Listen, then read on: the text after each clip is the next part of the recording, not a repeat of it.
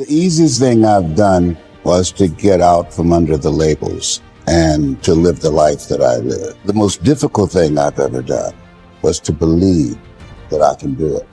When you don't know what's impacting you and it's something that's holding you down and you're not aware of it, you live in a dominant culture that is designed to destroy your sense of self and your belief in yourself, and you have to learn ways in which you can begin to connect with this power that you have within yourself to handle where you are. The key is to be constantly in a perpetual process of discovering the truth of who you are and fighting constantly to look for ways in which you can escape the inner conversation. Now it's the mental game. And that's where people get lost in life, get lost in that next level. You must get your sewer. No one's coming in the sewer to get you. It's dark, it's nasty, there's rats down there. It's your brain. You are the only person that can pull yourself out. The easiest thing in the world to do is to complain. The easiest thing in the world to do is to be negative. It takes work to have a perspective that see things on the right side of the coin. You got to fight for that. It takes work to show up every single day. And when things are not playing in our favor, to say, you know what, man, I'm going to still show up and I'm going to give everything I got to it because I value what I'm a part of. It takes work to have the right perspective. Turn off things that can contribute to your fear. Turn a deaf ear to people that all they can do is talk about how negative things are because they have bought into the consciousness of the world. Start attending workshops, seminars, listening to tapes on a daily basis to begin to recondition your mind, to retrain your thinking. Faith comes by hearing and hearing and hearing. Listen to things that can empower you, that can enable you to create a new reality for yourself and a new life for yourself.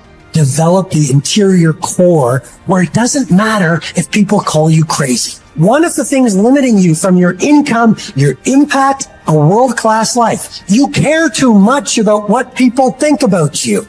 Everyone has an opinion. Why let the opinions of other people deny you from a life that will make history? If you are distressed by anything external, the pain is not due to the thing itself, but to your estimate of it.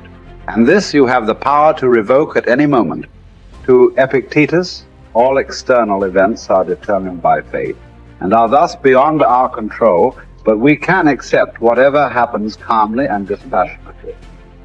Individuals, however, are responsible for their own actions, which they can examine and control through rigorous self-discipline. Suffering arises from trying to control what is uncontrollable or from neglecting what is within our power. As part of the universal city that is the universe, human beings have a duty of care to all fellow humans. The person who followed these precepts would achieve happiness. If you choose, you are free. If you choose, you need blame no man, accuse no man. All things will be at once according to your mind and according to the mind of God. Richard Wright said it best. He said, the impulse to dream has slowly been beaten out of me through the experiences of life. So when you live in a culture that is designed to destroy your sense of self, where you are marginalized, where you have a feeling of being hopeless and powerless, and you're terrorized.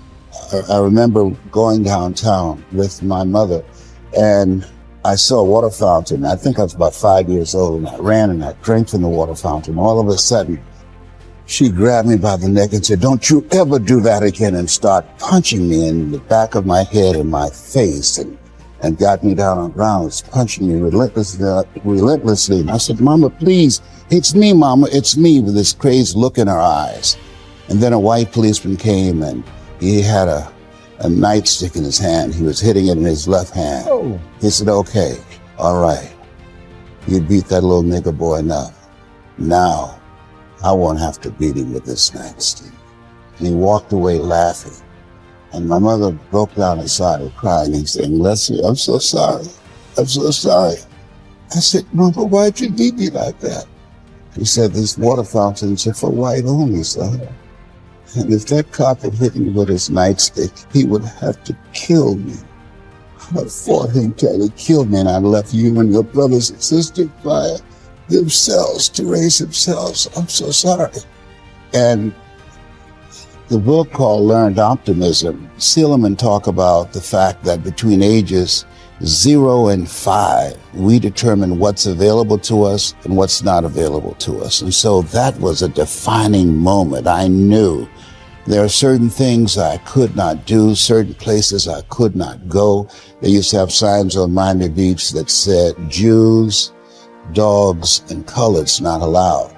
And so now you have to operate within the constraints of the dominant society and the things that they've created for you. And it's a challenge to see yourself beyond that and to work to get outside of that, even after those laws have changed, because that has become so much a part of you. You unconsciously operate within the parameters of what has been put in place. Like you're driving on the expressway, the 405, and you'll get off on an exit that you weren't going in that direction, but you unconsciously did it because you've done it so many times that many people, because they're not making a conscious, deliberate, determined effort to think outside of what life has thrown at them, they end up doing the same thing over and over and over again. Einstein said that thinking that has brought me this far has created some problems that this thinking can't solve. And so through relationships, through reading, through studies, through goals and dreams beyond your comfort zone, it allows you to begin to live out of your imagination as opposed to out of your history. Disney said, the imagination is a preview of what's to come. And so as a kid, I dreamed a lot about taking care of my mother. I used to go with her to work to clean homes, and she kept up children, and she cooked for these wealthy families. My mother could bake a sweet potato pie so good you couldn't eat it with your shoes on. You had to take your shoes off so you could wiggle your toes. And I used to look at these big, beautiful mansions and said, Mama, what is it, Leslie? When I become a man, I'm going to buy you a big, beautiful home just like this. Oh, you don't have to do this. I said, I know, but you didn't have to adopt us either. And you did. And so I'm here with you because of two women. One gave me life, the other one gave me love. God took me out of my biological mother's womb and placed me in the heart of my adopted mother. And because of her example and my love for her and the passion that I felt in my heart, I've got to do something to make her proud. I've got to do something to put myself in position to be able to take care of her. That drove me. Nietzsche said, if you know the why for living, you can endure almost anyhow. You journey to Olympia to see the work of Phidias, and each of you holds it a misfortune not to have beheld these things before you die. Whereas when there is no need even to take a journey, but you are on the spot with the works before you, have you no care to contemplate and study these? Will you not then perceive either who you are, or unto what end you were born, or for what purpose the power of contemplation has been bestowed on you? Well, but in life there are some things disagreeable and hard to bear. And are there none at Olympia? Are you not scorched by the heat? Are you not cramped for room? Have you not to bathe with discomfort? Are you not drenched when it rains? Have you not to endure the clamor and shouting and such annoyances as these? Well, I suppose you set all this over against the splendor of the spectacle and bear it patiently. What then? Have you not received greatness of heart, received courage, received fortitude? What care I, if I am great of heart, for aught that can come to pass? What shall cast me down or disturb me? What shall seem painful? Shall I not use the power to the end for which I received it, instead of moaning and wailing over what comes to pass? If I show you that you lack just what is most important and necessary to happiness, that hitherto your attention has been bestowed on everything rather than that which claims it most, and to crown all, that you know neither what God nor man is, neither what good or evil is, why, that you are ignorant of everything else, perhaps you may bear to be told. But to hear that you know nothing of yourself, how could you submit to that? How could you stand your ground and suffer that to be proved? Clearly not at all. You instantly turn away in wrath. Yet what harm have I done to you? Unless indeed the mirror harms the ill-favored man by showing him to himself just as he is. Unless the physician can be thought to insult his patient, tells him.